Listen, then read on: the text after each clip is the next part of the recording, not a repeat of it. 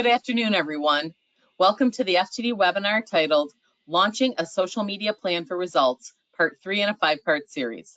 We are thrilled to welcome back today's featured presenter, Krista Neher, CEO and founder of Bootcamp Digital. As just mentioned, this is only Part 3 of what is shaping up to be an incredible 5-part webinar series, Mastering E-commerce. Before we get started, I have some quick housekeeping notes.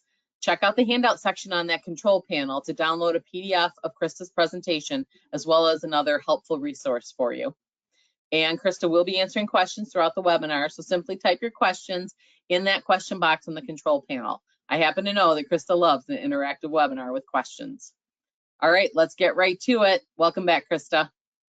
Excellent. Thank you for having me, and thank you to all of you for taking the time today to join us.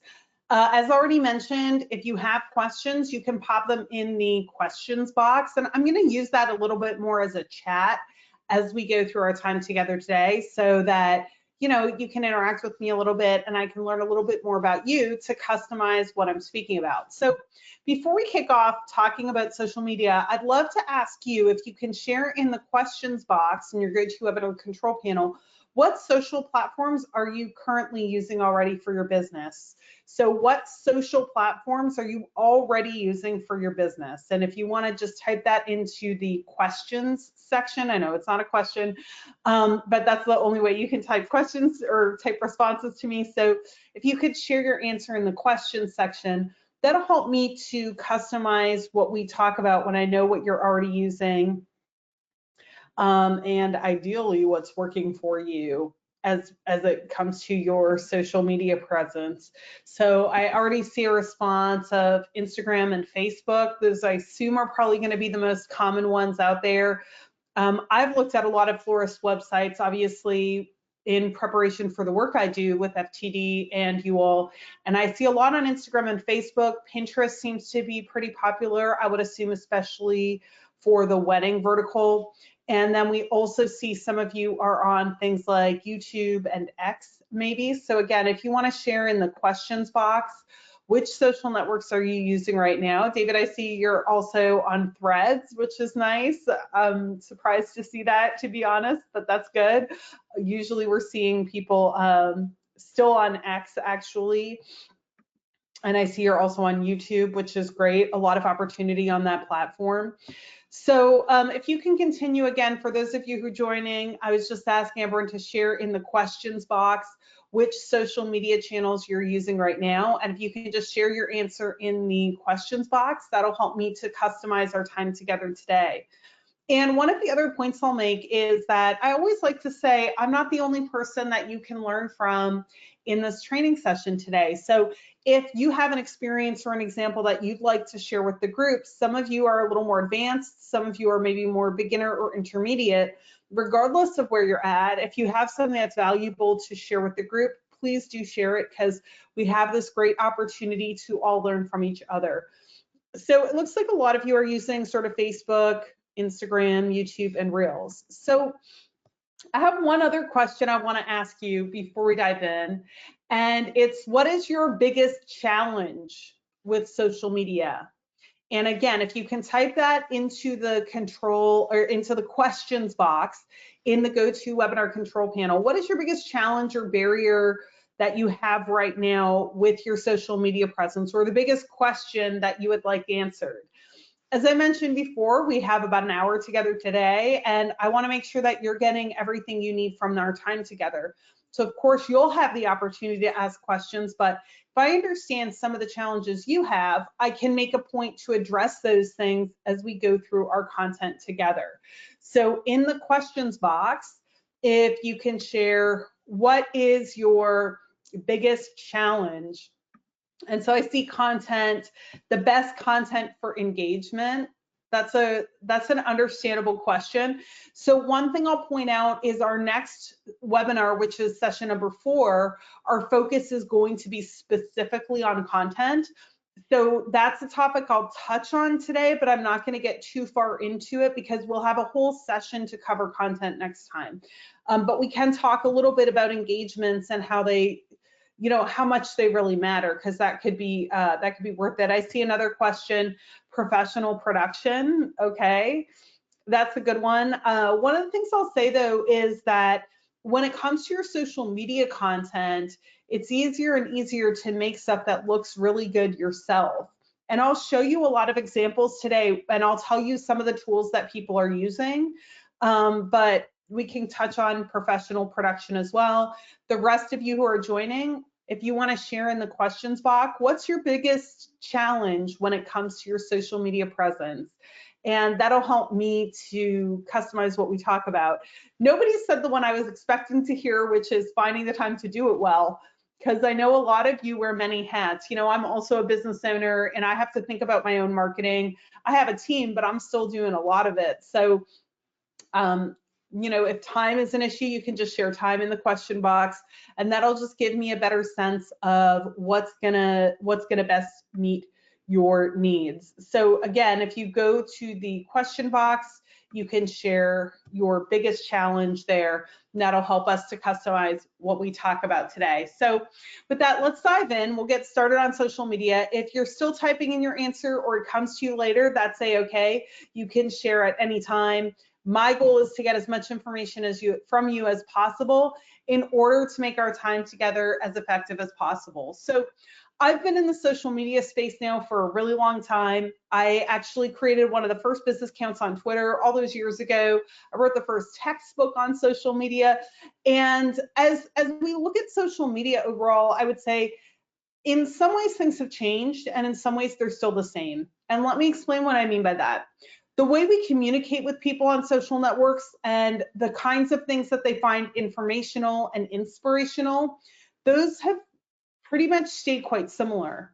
The biggest change that I've seen is that all of these platforms are just so much more competitive than they've ever been before. And what a lot of the businesses I work with will say is I'm posting stuff regularly and I'm just not sure how much impact I'm getting.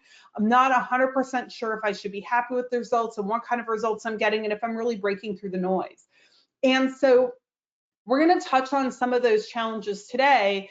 We're going to focus a little bit more on the social media landscape. And I also want to talk a little bit about vertical video and reels today, because that's one area that can be unique and is also sort of exploding and providing some unique opportunities for businesses. So when we look at social media, it can seem really overwhelming, but the truth is it just comes down to a few things. I always feel like there's a lot of noise in social media. People ask me like, Krista, how do you stay up to date in social media? And the truth is it doesn't change as fast as people like to think, right? Even Threads, which I was surprised to see some of you are using Threads already, but Threads is now, I think, a couple years old as of this summer. And when we look at the major platforms that most of us are using to build audience, even TikTok, which has the appearance of being new, I don't know if any of you know when TikTok launched, but it launched in 2016. So as you're evaluating your social networks, these are really the top sort of 7 social networks that most businesses like yours ought to be paying attention to. And I'm going to go through them each in a little bit more detail, but one of the things that I would say to keep in mind is that you may be looking at this list, and when I asked what social networks you're using, nobody said every single thing on this list, which is good, by the way. I was like, whew, it would be too much, right? Even the biggest companies in the world can barely do all of these things right. I want to sort of frame it this way as we kick off, because I think as we talk about different social networks, depending on where you're at, some of you may think, wow, like I could really do this as well, and I got to be there and I want to do this. And it can feel overwhelming or exciting. But the truth of the matter is that when you look at the businesses that are most successful today in social media, the businesses that can look to their social presence and say, yeah, here's how it's getting me clients, here's what it's really doing for me. Most of these businesses are not on every single platform. They choose 1 or 2 platforms and they do them exceptionally well. Because if you ask, and we are going to talk about it, but like you can look at any of these platforms, even X, I guess, and I could tell you how you could use it for growth, and I could give you ideas and inspiration. But the truth is that most of the businesses that will be successful will find the 1 or 2 platforms that really work and drive their business and double down or triple down on those. Think about Instagram influencers. An Instagram influencer isn't up at night saying, oh, but I've heard so much about LinkedIn. Maybe I should do that as a way to get sponsors. No, they're up at night saying, how do I do Instagram even better? How do I really get the most possible from this channel? And I think entrepreneurs, business owners, and marketers, we all kind of like to create. We all like new things, but the truth of the matter is you can generally get more return on investment by doing the things that matter most better instead of adding too many additional things to your list. So I just want you to think about that as we go. I am going to show you some like easy hacks where I hate the word hacks, but kind of true, where you can sort of easily create some workflows that would expand your presence. But really keep in mind that your success in social media isn't going to come from doing everything. And in fact, what you find, I mentioned at the beginning, one of the trends is that social media is more competitive. If this was 5 or 10 years ago and you were asking how to do a good job on Instagram, it would be like, post pictures that are kind of good. And to be honest, that would actually have done well for you. Now you're competing with influencers and with all these different people. So it is a harder landscape to break through. So I did want to kind of frame it with a little bit of that context. Now, for those of you who like this graphic, this is actually our #1 most popular social media graphic ever made. It's now in like its 3rd or 4th iteration. If you go to the handout section in the GoToWebinar control panel, you can download this. And there's a second handout that has the best practices for every social network. And I'm going to touch on it a little bit just so you can kind of take a look at it. But I did want to point out, you don't need to be everywhere. Choose what matters most for your current marketing strategies and really try to focus on those channels that are going to drive impact. So what are we going to talk about today? We're going to talk about social media overall. We kind of covered that, but I'm going to go into a little more detail. We're going to do a deep dive on the 3 biggest social networks, Facebook, Instagram, and TikToks. And then I'm going to talk to you a little bit about tools and workflows, because I know a lot of us don't have a lot of time, and efficiency is one of the best ways to drive your return on investment, right? Return on investment is what did I put in, what did I get out? So when we talk about how to optimize your presence, that's all about improving what you get out. But another way to improve your return on investment is to reduce how long you spend on all these things. And so I'm going to show you some ideas around that. And specifically, I have a really good workflow for you when it comes to vertical videos that I'm excited to share. So the first thing to think about before you dive into your social networks, if you've joined any of our previous webinars, one of the things you hopefully know is that all of marketing, especially social media, needs to be grounded in strategy. And before you get too active on a social network, one of the things that I would really encourage you to pause and ask yourself is to say, what am I really hoping to get out of this channel? What is my primary goal for this? One of the things that we see a lot of specifically with social media is the misalignment between the goals of the person executing and the goals of the business owner. And we also see huge misalignment between the goals of either the business owner or the social media manager and the execution. Here's what I mean by that. If you look at this, this shows the top objectives for social media, right? So if my goal is to increase brand awareness, that means more people know my brand, right? If that's really my goal, then that means what am I not worried about? I'm not worried about clicks. I'm not worried about traffic. And I want to make sure that it's also my logo or my brand or my name or my location that comes through. Because if someone just sees beautiful flowers, but they don't know where they're from, that's not really growing my brand awareness. That's growing brand awareness for flowers, right? So if I know my goal is brand awareness, I'm going to create very different kinds of content than if my goal on social media is, let's say, to get more wedding clients. By knowing your goals up front, 1, you'll have alignment whether you're doing it or someone on your team is, but 2, you can evaluate your content. A lot of the time, small businesses will come up to me and say, like, what do you think of this post? Is it good? And my first question is always, well, what's it supposed to do? right? Because a post could be great at brand awareness, but not very good at driving sales right now.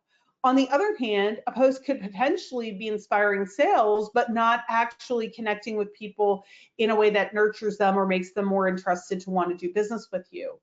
So I wanted to show you the top marketing objectives that businesses are using social media for, so you can pause for a second and really think about what are the goals for your business and get those kind of straight in your head in order to then take your social media to the next level.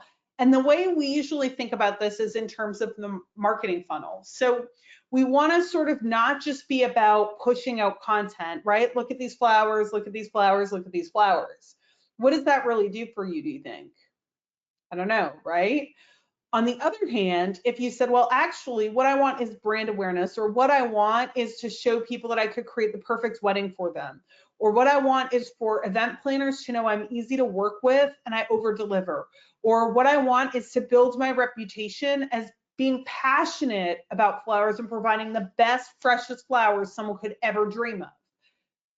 Those are all different things, right? But the key is, when I look at a lot of floral accounts, and I'm going to give you some inspiration, so we're going to look at accounts, right? But we see a lot of look at flowers, look at flowers, look at flowers.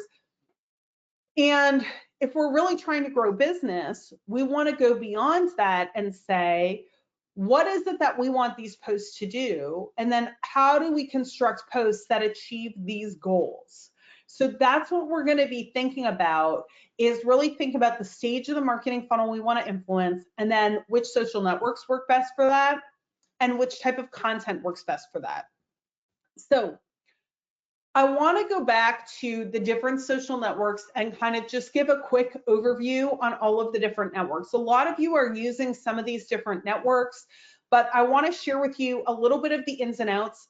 Specifically, I want to talk a little bit about TikTok and vertical video, because I know that's a hot area that a lot of people are trying to get into right now. So I want to make sure you understand it and why you would or would not want to go all in there. So the first social network we have is Facebook. Now, if you read news headlines, you've probably heard like Facebook is dead. I've heard this for 20 years. Guess what?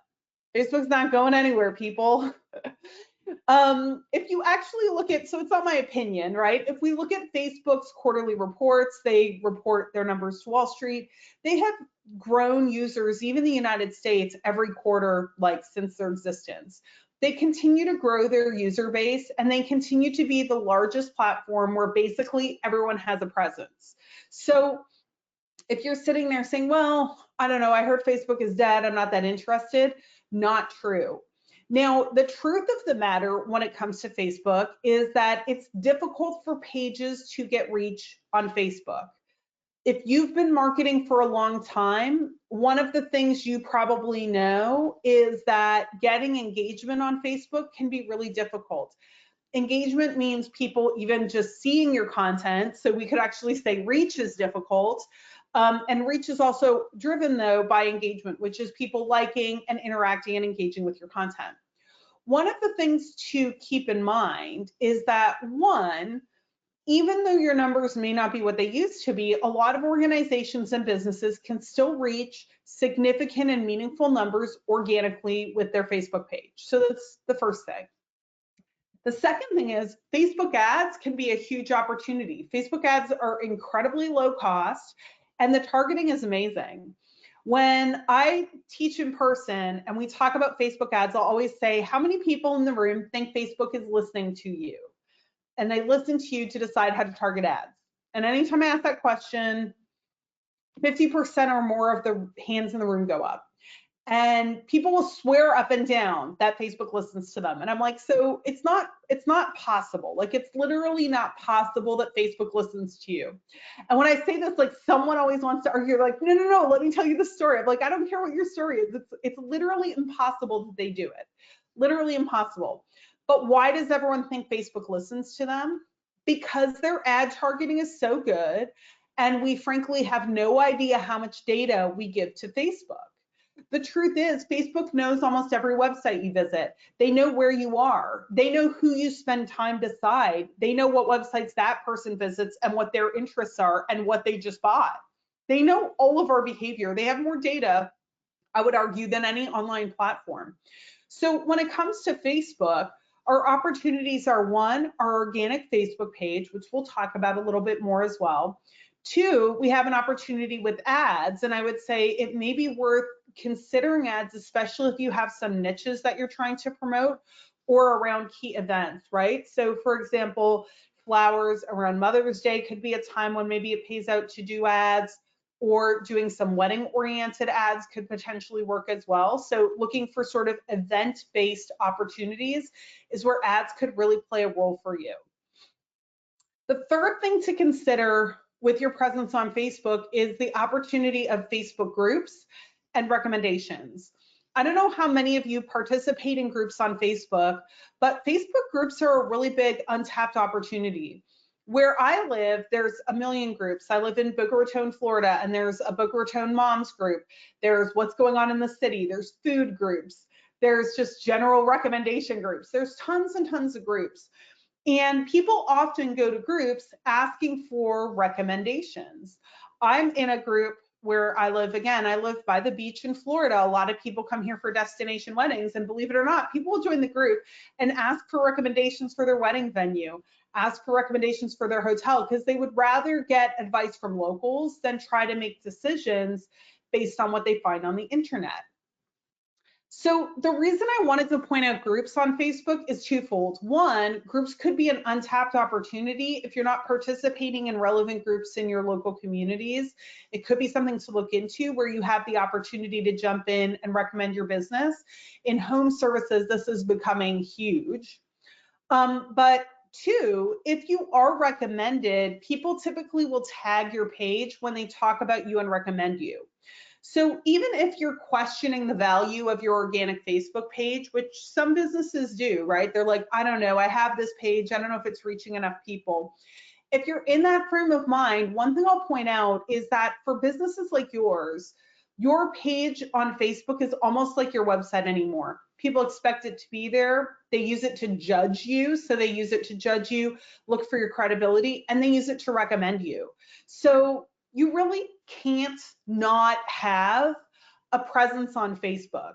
You need a presence, is what I would say, in your line of business. Now, if it's, and why, again, it's the biggest social network out there. You can reach people for free. You could consider ads and groups if you want to invest more in the platform. And it's almost like your website. It's a place people expect to find you, and they use it to grow your credibility. And we know a lot of you link to your social networks off your websites, which is great and important, because one of the things we talked about early on in this webinar series when we talked about e-commerce websites, I had asked the question, what would prevent someone from shopping online with you, do you think? And the number one answer is concerns about quality. And this can be framed in different ways. Freshness, does it look like the picture, right? All of these things, it's all quality. And so social media is your opportunity to have that unbiased social proof, right? Along with things like your Google listing, online reviews, etc. But having that Facebook page does give you that credibility because people know you're typically taking photos in the moment and posting them, and it gives them a realistic view of what it's like. Another opportunity to think about, and I looked at a bunch of Facebook pages. I didn't see a ton of examples of this, but we might when we go hunting in a little bit and look at some live pages. But one of the other opportunities to think about with both Facebook and Instagram is to make sure you're encouraging your customers to share their photos, and then you can repost them, or those can show up in your newsfeed if they tag you or invite you to collaborate on Instagram. So making sure you're taking advantage of the social proof available on the platform is another big opportunity there. So that's kind of your overview of Facebook and, really where it's at today. I know a lot of social media people are like kind of rah, you have to be here, look how powerful it is. I want to give you like the real deal of what you can expect to get for your time, because it's changed a lot over the years, right? There are results that you can get organically free for Facebook, but a lot of people sort of struggle with them. One of the questions that came in at the beginning when I said, what are your biggest challenges? The comment was, what's the best content to drive engagement? to me, I would say pause for a second and start yourself with what's the best content for my business goals, right? What drives awareness? What shows that I'm great at weddings? What shows, whatever these messages are you want people to believe. First do that. And then when you look at getting engagement, you'll look at, well, now how do I optimize for that platform to make my content more interesting, right? And so Facebook is still an opportunity to do that. So we have that's where Facebook is at right now. One other thing I'll point out about Facebook, and I don't know if any of you have experienced this, feel free to jump in and share, but one of the other things about Facebook that's really interesting that's only started happening over the last year or so is Facebook also now has viral reach again. So in the earliest days of social media, for those of you who've been in this game for a long time, people were on social networks because of free viral reach. And it was like you could just be there and all these other people would see your stuff and you would get reach. You can still do that actually with TikTok and vertical videos now. But this has been dead on Facebook for a long time. Facebook overtly started saying about a year ago that they were bringing more, quote, discovery content into people's news feeds. What is discovery content? Well, if you're active on Facebook, which probably a lot of you are personally active, you know this and maybe hate it, but it's content you didn't ask to see. The Facebook news feed used to be 95% stuff you opted into, pages you follow, groups you participate in, and people you're connected to. Now you see like random groups, random pages, random content. That's called discovery content. And Facebook proactively wants to push this kind of content in front of people. What we're starting to see is small businesses that have great content are now getting new visibility from this discovery algorithm. So at the end of the day, where we're kind of at with Facebook, if you think, well, where does this fit in my strategy and my priorities? I would say Facebook is the biggest social network. There are still organic opportunities if you can consistently create good content. And there are more and more sort of viral opportunities or expansion opportunities coming up. So it's definitely worth still considering the platform, especially given the primary demographic is probably the decision-making audience that a lot of you are looking to reach. So that's Facebook in a nutshell. Next up, we have Instagram. Instagram is the second largest social network, depending on how you measure. Some people say TikTok is better. TikTok's user base does not compare to Instagram's even still. Instagram is the second largest social network. Arguably, YouTube has more users, but a lot of them are only consuming, but just depends how you measure. Anyway, so if we look at Instagram, visual social network, I would say Instagram still has a lot of opportunity for businesses. First of all, we have opportunity in the regular news feed. Instagram is also increasing discoverability content. So what that means, again, similar to Facebook, if people are looking at lots of wedding stuff and like wedding stuff and you have wedding stuff, you could end up in their news feeds even if they don't follow you. And they're deliberately increasing discoverability content across Instagram. So it's definitely worth thinking about if Instagram hasn't been one of your go-to networks. Of course, Instagram is highly visual. The key to success with Instagram, if you're posting and you're kind of like, I don't know if it's working for us, just like hold that thought. I'm going to show you some really good floral Instagram accounts to hopefully give you some renewed inspiration. And these accounts are sharing things that anyone here is capable of doing. As long as you like have a phone and an eye, you can do this kind of stuff, right? It's not super hard. So Instagram is still the biggest network or the second biggest network. A lot of you are on there.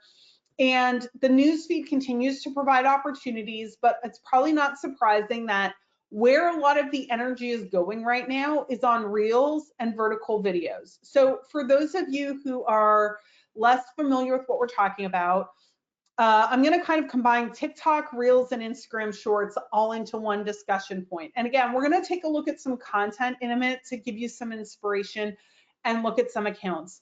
But when we look at Instagram Reels, TikTok, and YouTube, we're talking about vertical videos. They're typically short. Each network has allowed longer and longer videos, but really the videos that work best tend to be under 30 seconds. So they're short vertical videos. But what makes them really powerful is not what I just said. It's not that they're short vertical videos. What actually makes them powerful is that they work on a totally different algorithm than every traditional social network. Every social network. Here's what I mean by this. So if you post something on Instagram or Facebook or even LinkedIn, the idea, even though there's this discoverability coming in, the main idea is that this content will primarily be seen by the people who choose to follow you on that platform, right? So think about it. If I post something on Facebook as a business or even as a person, most of the views are going to be people who have followed me. So the way that you build these traditional social presences is that you get people to follow you, and then when they follow you, they see your content. Vertical video does not work that way. You don't have to follow people to see their content. And in fact, you actually see this huge difference. A friend of mine has had multiple $1 million video views, and I don't even think he has 1,000 followers. Vertical videos are all about content. It doesn't matter if people follow you. It doesn't matter as much how your last video did. I mean, they still work on momentum, but what matters most is that specific video. So if you post a video and people are giving it positive feedback right away, they'll start showing that video to more and more people. So what does this mean for you? The exciting thing and what people are all ramped up about, and I don't think anyone has said they're on TikTok yet. So if you're on TikTok, just share in the chat that you're already using it. But here's what this means to you, right? Is that you can post a video, even if you don't have very many followers, and get a bunch of video views. I have, I think, 100 followers on TikTok, and Bootcamp Digital has 26. When I post videos to those accounts, they each either they get like 10 views or they get about 600 views. So pretty consistently, I'm getting far more views than the number of people who follow me. This is what people are super excited about when it comes to TikTok and vertical videos, is this virality. And, you know, even if you'll never get these million views, which are harder and harder to get, heck, getting thousands is still pretty good. Who doesn't want that? Here's the rub though. Here's where I want you to just think about how much time and effort you put in. A lot of people love TikTok, Instagram Reels, and YouTube because their metrics look so good. I post a static image on Instagram and it reaches 50 people. I post a TikTok or I post a reel on Instagram and it reaches 500 people, right? I'm hooked. I'm getting 10 times the reach. Who doesn't want this? It's apples and oranges, and here's why. If you have a local business with a local service area, the best probability is that most of the views you get on vertical video platforms are not geographically located close to you. Think about that. It's a discovery algorithm. So I'm planning my wedding. I'm not, but like hypothetically, right? I'm planning my wedding. I am liking all wedding flowers. And your wedding flowers show up in the mix. And I'm like, oh my gosh, these are great. What's the probability? And someone can probably do this math, right? But like, I'm probably going to use a floral vendor that's within a certain number of miles from me, 20 miles, 30 miles, 50 miles.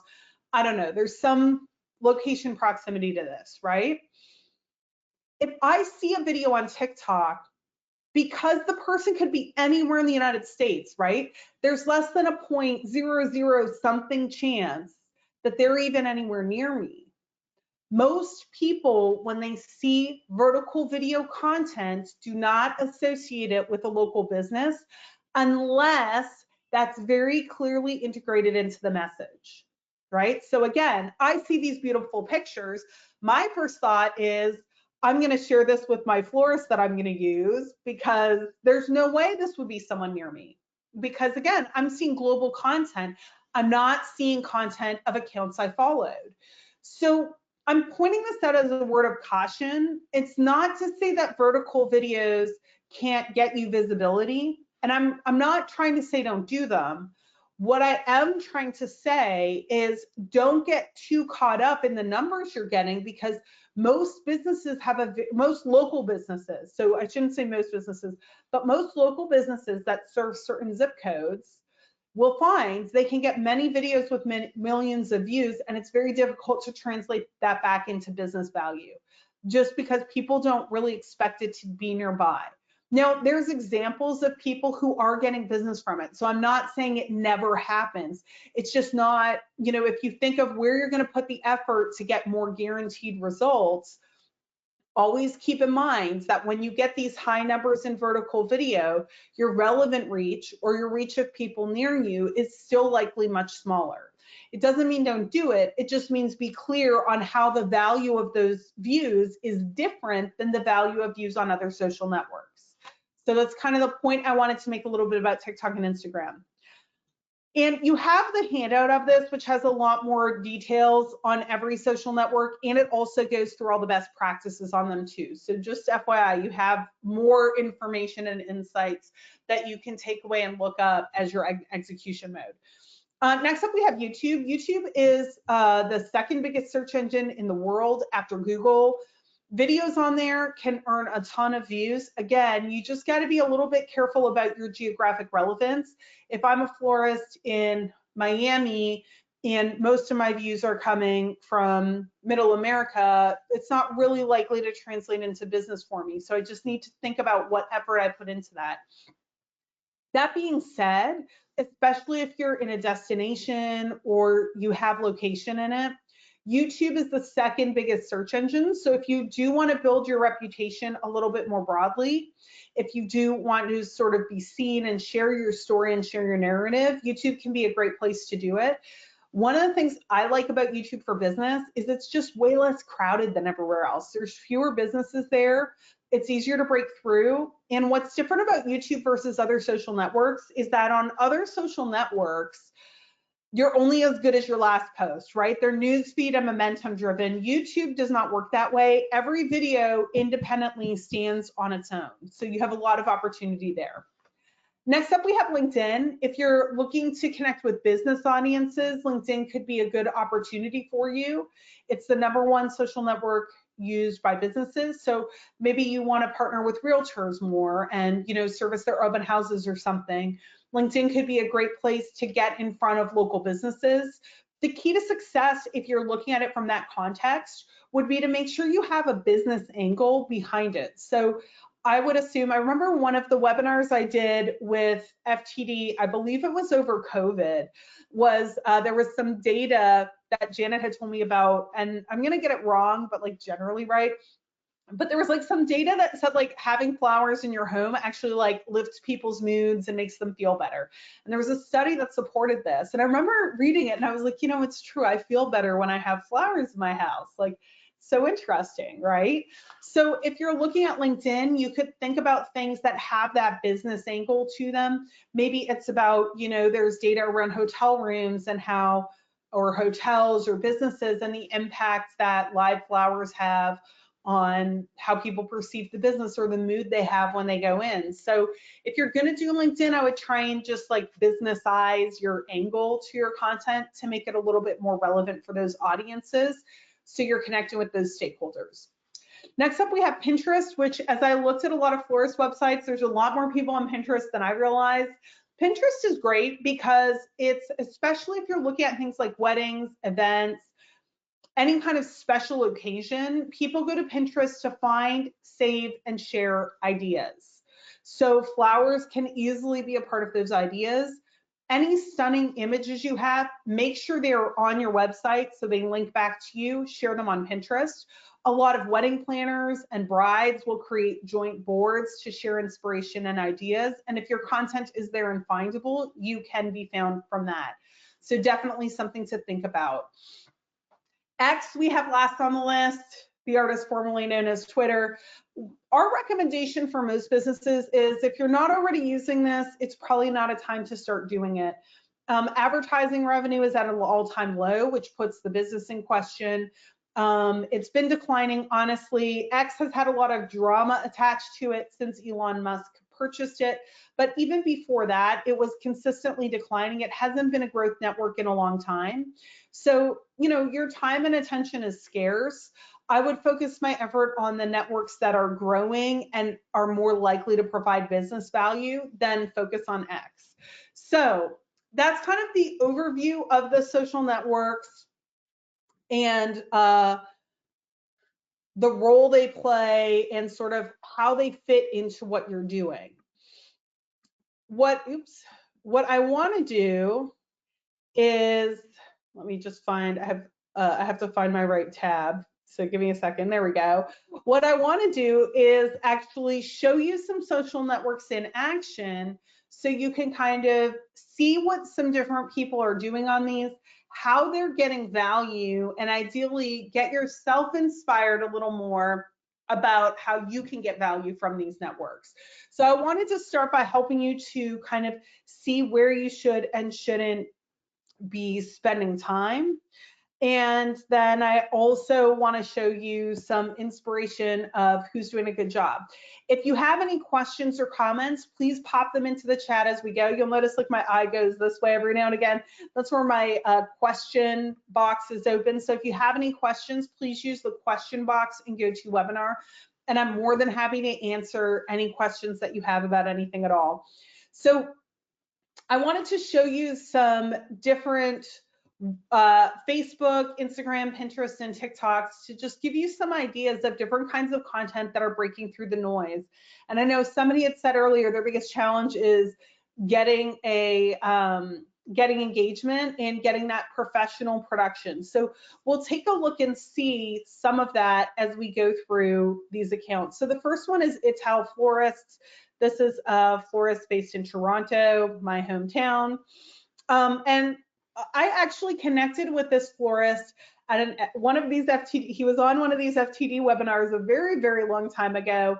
And so since then, you know, I followed them on Facebook and I see some of the stuff they're doing. And I think they have some really good ideas and inspiration beyond what you'll typically see on a lot of social accounts for florists. One of the things that I think is interesting is that I think it's really easy to get into, look at these flowers, look at these flowers, look at these flowers. And if you have stunning bouquets that are truly remarkable, I think there's a place for that. And I'm not saying don't post those. What I am saying though is think a little bit beyond that to what is it that someone gets from flowers, right? If we can get deeper to the things that make people tick, that's when we get that bigger reach. That's when we get those bigger engagement numbers because we're connecting with people on a bit of a deeper level than just look at what I made, right?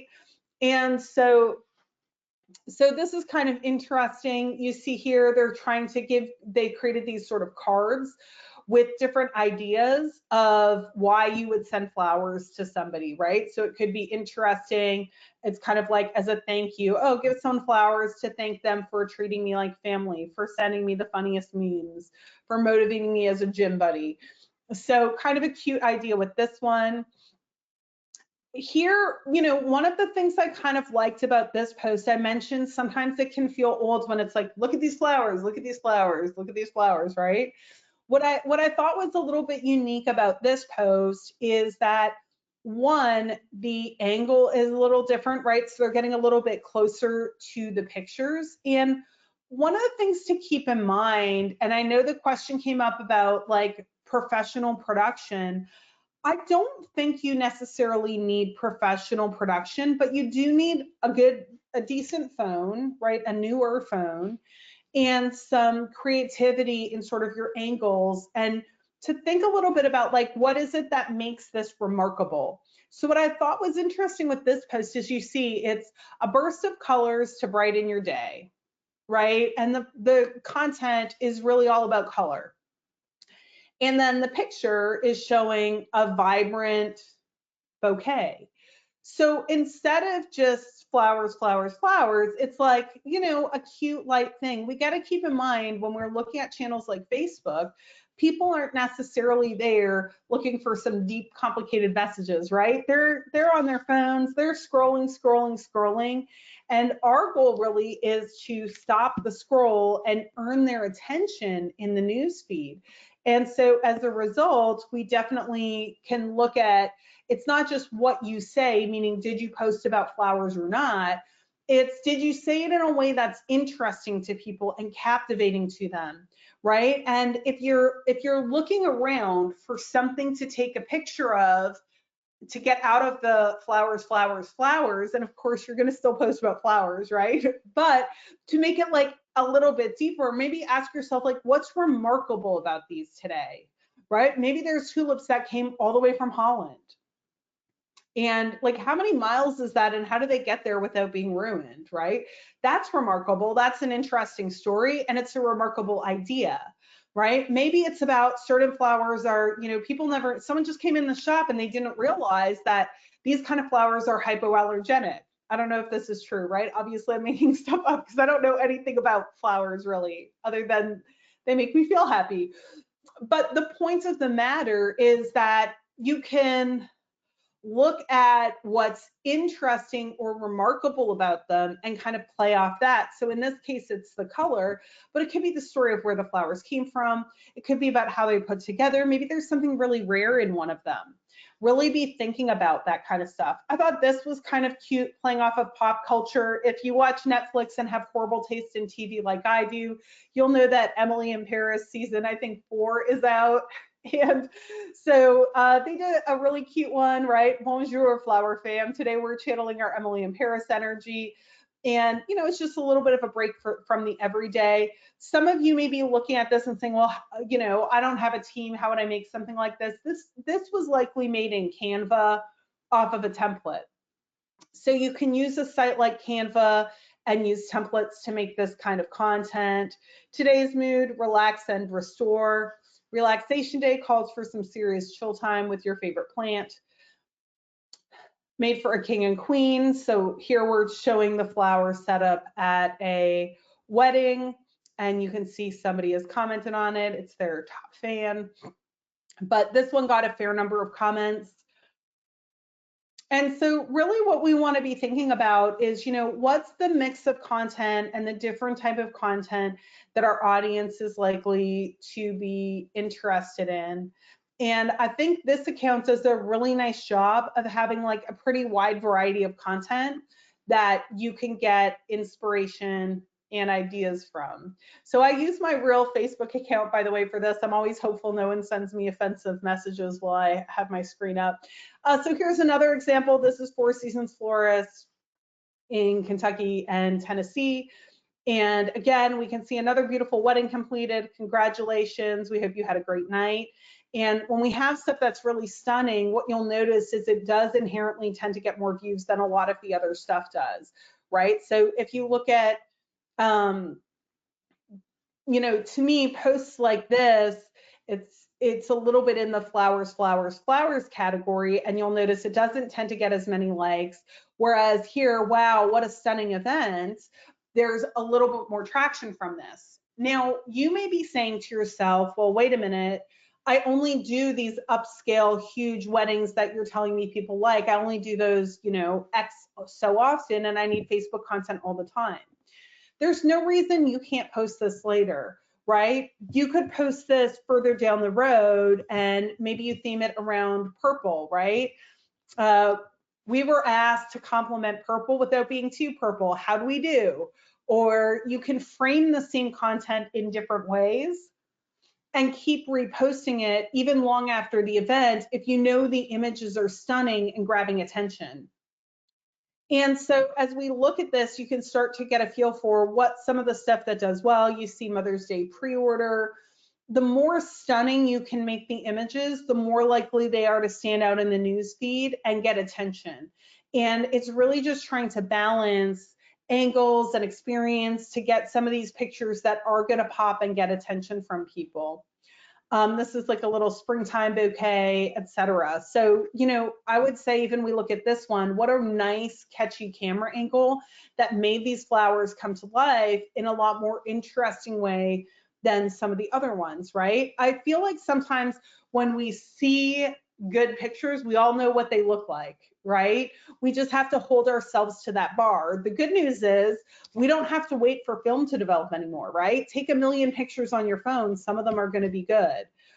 So you can see some more ideas here of content that you can use to connect with your target audience, drive interest, etc. One of the other things that I'll say to keep in mind is you may start to feel at some point, well, like I've already posted about this, right? Like maybe this specific bouquet people really seem to like for some reason, and you have great pictures and you're like, yeah, but I already posted about it.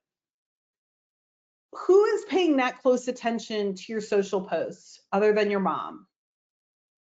Nobody. You as a business owner, maybe the person who does your social media, and like people who are invested in your business. That's not your target audience, right? Think of how many businesses you follow on Facebook. Would you really notice if they posted something today and something similar a month from now? No. They say it takes 7 times for someone to see something before they even remember it.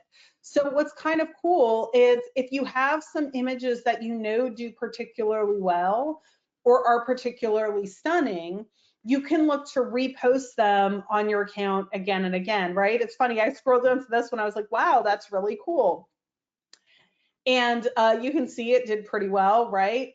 12 comments, somebody's commenting on the arrangement.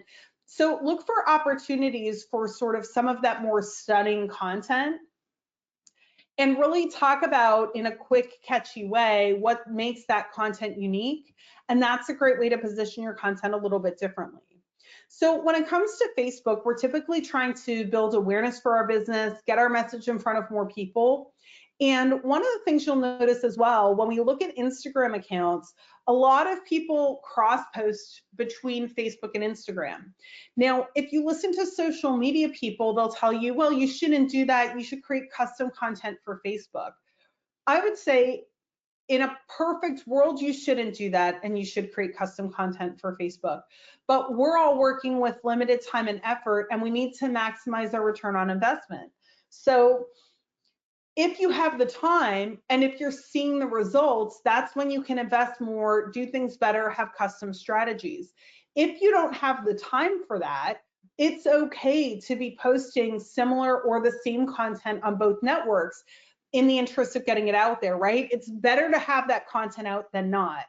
The other thing to keep in mind again is who would really notice this other than the people that are already obsessed with your business. I follow hundreds of businesses on both Facebook and Instagram.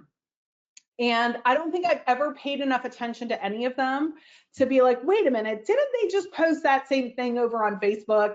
This is not like a logical reaction that people have. So if you're worried about what people would think about that, I wouldn't worry about it too much. If you're worried about not getting the maximum impact on both channels, that's probably true, right? If you do customize, you'll get better results. At the same time, you just need to manage your time and energy. So you'll have to balance how much customization do you have time to do versus getting content out there. So again, this is It's How Florist again, and if we look at their content on Instagram, I really love their Instagram content because of the personality and storytelling that comes through. And I think that's fairly unique to their Instagram account. You see this one here. It's unfortunately about the passing of the founder. So it's a very emotional post, but at the same time, just look at the picture and how captivating that image is, right? Throwback Thursday showing the first store. Look at how many likes and engagements this has. I mean, it's been up for a long time, but still really compelling content here.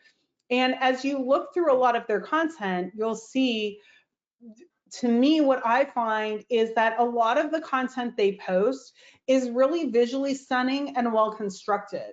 So if you want to make photos like this, you don't need to hire a professional photographer. It's about angles, it's about choosing the right arrangements and getting the context and lighting right. But this would be a great account to look at for some inspiration, because I think they do a really good job with stunning images, specifically on their Instagram account. It's worth taking a look at.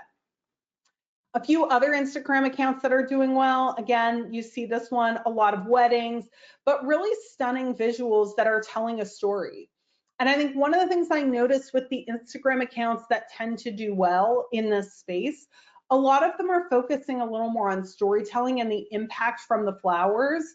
Again, it's not only flowers, flowers, flowers, it's also the storytelling behind it, the remarkable bouquets, and the things that are really standing out to make a difference for people.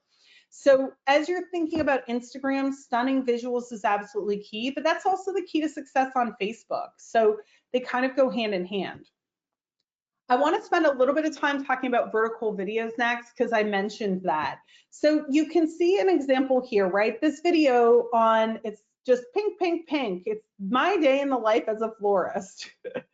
And you see it has about 500,000 views. If we look at her account, she has almost 100,000 followers. So, I mean, it's a big account, right? 95,000 followers, but she's getting 500,000 views, right? It's way, way, way more people than who follow her. And what you'll find is when you look at a lot of these accounts, many of them, she's getting 2 million views on a lot of her things, 4 million views, etc. Many of them are getting views far in excess of her count. Now, what are the elements of the vertical video content that breaks through? One, vertical video is all about storytelling. But two, a lot of this stuff, in my opinion, not being in the industry, it's pretty remarkable, right? Like a Hello Kitty bouquet. That's kind of cute, right? How I made this Father's Day bouquet, and it's like a beer bouquet, right? That's kind of cute. Look at this, right? So you see here, she's showing you, I think this is the Hello Kitty one, but it's also posted down here. I believe this is the same one. Also, that's a different one. But if we go through her stuff long enough, there it is again, you'll see it's one really remarkable thing that's just been positioned differently and reposted again and again and again, right? Not one after another, some time goes by, but what she's doing here is really posting some of the most remarkable stuff. I think even if you're not going to make vertical video, looking at these accounts for inspiration is a great idea to sort of figure out how you can get more from your social content, because what these are good at is capturing attention and captivating people. So if you want more engagements, you want more people paying attention, you need to earn that attention and really captivate them. And that's a big part of what you're going to try to do if you want to earn their attention. So we talked about the role of the different social networks. I showed you some examples of content that's resonating on those. I wanted to wrap up by talking a little bit about efficiency and effectiveness and how to plan for this kind of stuff. The first thing is, if you're walking around with your phone every day trying to find social media content to post, you're going to waste a lot of time and not get a lot of results. Any agency you would hire and any social media manager that's been at this for a while is going to tell you, create your content 1 month at a time. When we look at a picture of a wedding, does it actually matter if the wedding was yesterday or last month? Doesn't matter when it was, right? That Hello Kitty bouquet, it's been posted, what, 7 times each time. It's getting a ton of views. And who knows when it was actually made? It could have been 5 years ago. It doesn't matter. What matters is that it's captivating content. So we sometimes get too caught up in the idea that the timing that something happened is important. It could be, right? If you're going to post about spring, you obviously want to post that in the spring, right? But you could post stuff from last spring this spring if you wanted to. If you use the monthly workflow where you start scheduling out your content in advance, you're going to find that you save a ton of time on your social media. You can use the social media tool to do this. I know many of you are only on Facebook and Instagram.